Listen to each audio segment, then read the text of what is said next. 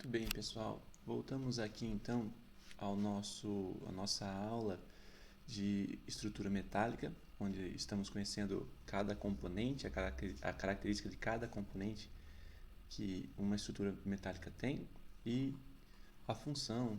Vamos ver um pouquinho de cada coisa sobre cada componente. A última aula nós falamos sobre grampos de oposição e conector maior, os diferentes tipos de conectores maiores. E agora vamos falar um pouco sobre conector menor, cela e acredito sobre retentor indireto também. Assim como o conector maior é o maior volume da estrutura metálica, é a parte maior que compõe uma estrutura metálica, o conector menor ele já não é tão grande, né, como o conector maior, é por isso que recebe o nome de conector menor. E ele tem como uma característica o que?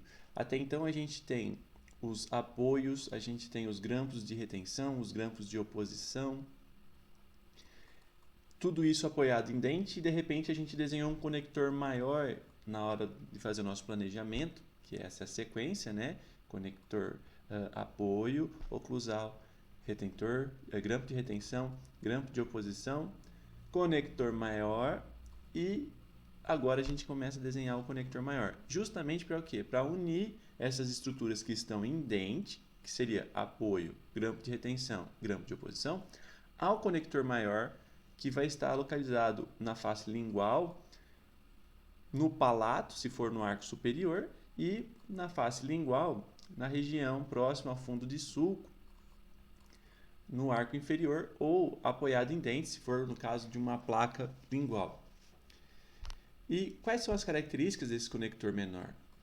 O conector menor ele vai se originar do conector maior, ele sai do conector maior justamente buscando essas estruturas que estão flutuando até então nos dentes, justamente para que ao final forme como se fosse um chassi de carro, né?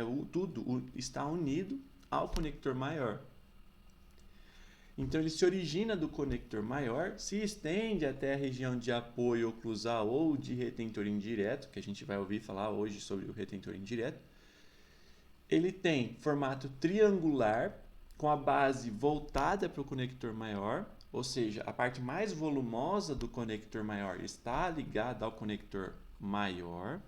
Então a parte mais volumosa do conector menor está localizada no conector maior, e aí ele vai se afilando até chegar à região de apoio oclusal ou do retentor indireto. Então isso acaba formando um triângulo, né? O conector menor ele acaba tendo um formato triangular. Ele se liga ao conector maior e ao apoio ou retentor indireto, formando um ângulo de 90 graus. Ok? Então, isso aqui tem um motivo. Não é agora, mas vamos lá. É justamente para melhorar a distribuição de carga. Quando essa prótese recebeu uma carga, se ele sai torto, aqui está o nosso conector maior e aqui está o nosso conector menor. Se a gente planeja ele desta forma, a distribuição de carga fica ruim, porque a gente perde, como eu posso dizer, desta forma, tudo que for, na hora que a gente faz em 90 graus, tudo que tiver de carga é distribuído perfeitamente para o conector maior. Na hora que a gente faz dessa forma, essa carga não é transmitida totalmente. Parte dela vem para esse sentido, o que pode gerar até falha do conector, ele vem a quebrar. Então, por isso que a gente faz desta forma, na perpendicular. Tanto para o conector menor, para o conector maior, né? Ele vai se ligar ao conector maior num ângulo de 90 e lá em cima, no apoio, também ele se liga formando um ângulo de 90, ok? Ele é um componente rígido, assim como todos os outros componentes que a gente vem falando até agora, todos são rígidos, tirando a pontinha do grampo, o último terço do grampo de retenção, que é semi-rígido. Então, também é um componente rígido, o conector menor. Ele tem uma espessura que vai ficar em torno de 1,5 mm, pode variar de acordo com cada situação, mas deve ser em torno disso, não pode ser muito menor, porque senão ele vai acabar quebrando. Porque lembre que ele que transmite a carga para o conector maior. E muito espesso também vai acabar incomodando o paciente. Ele fica em contato com os dentes pilares, isso nos chamou a atenção justamente que por ser um componente rígido, que vai entrar em contato, vai ficar próximo pelo menos ao dente, não podemos trabalhar em áreas retentivas. Temos então que analisar isso, a gente tem que estar atento a isso para quê? Na hora que a gente for analisar em delineador, ver, opa, peraí, nessa região aqui vou entrar com um conector menor, ele pode atrapalhar. Ele entra em contato com os dentes pilares e fica localizado nas proximais dos dentes pilares por lingual. Como o conector maior fica por lingual, o conector menor, para se ligar ao conector maior, ele também acaba ficando por lingual. Existe, gente, conector maior que fica por vestibular, mas é tão raro de se usar que nem...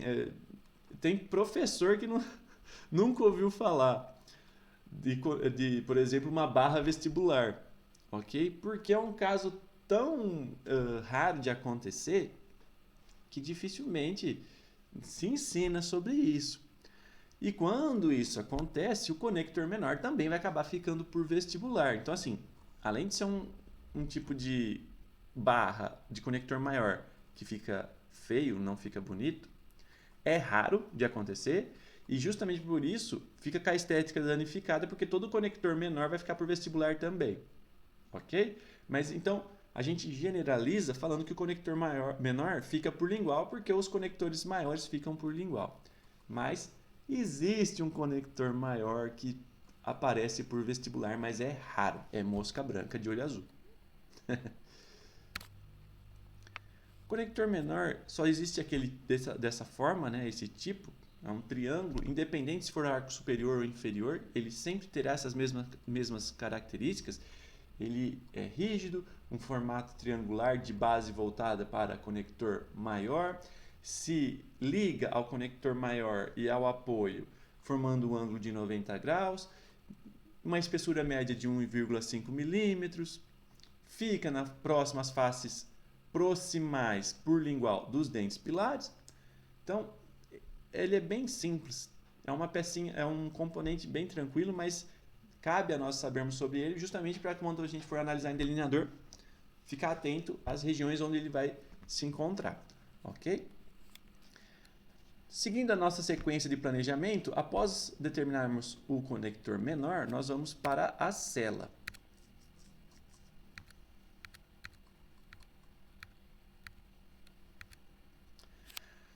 A cela, pessoal, ela fica localizada, né, nos espaços protéticos, onde seja de extremo livre ou espaço intercalado.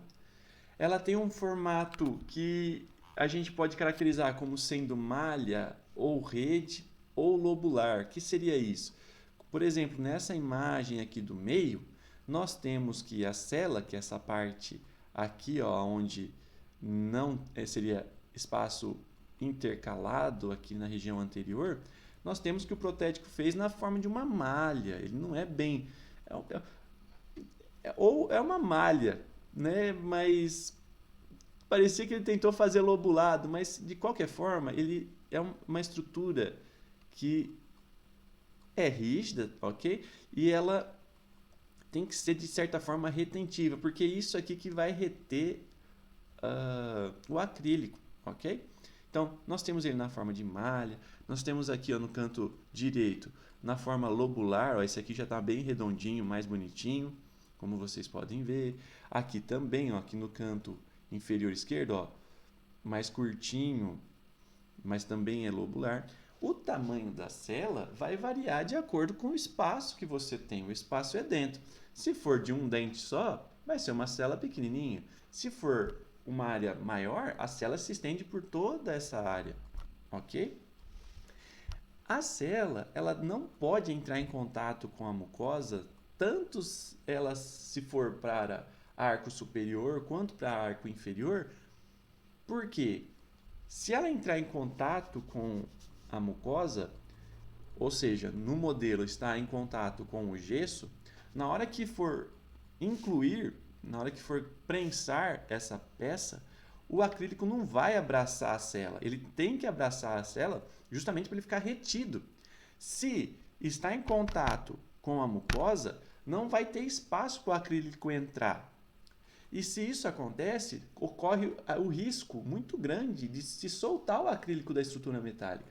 Então, por isso que ele deve ficar no mínimo de 0,5 a 1 milímetro de distância da mucosa, porque aí sim vai entrar o acrílico logo abaixo dessa cela e vai envolver toda a cela e reter o acrílico.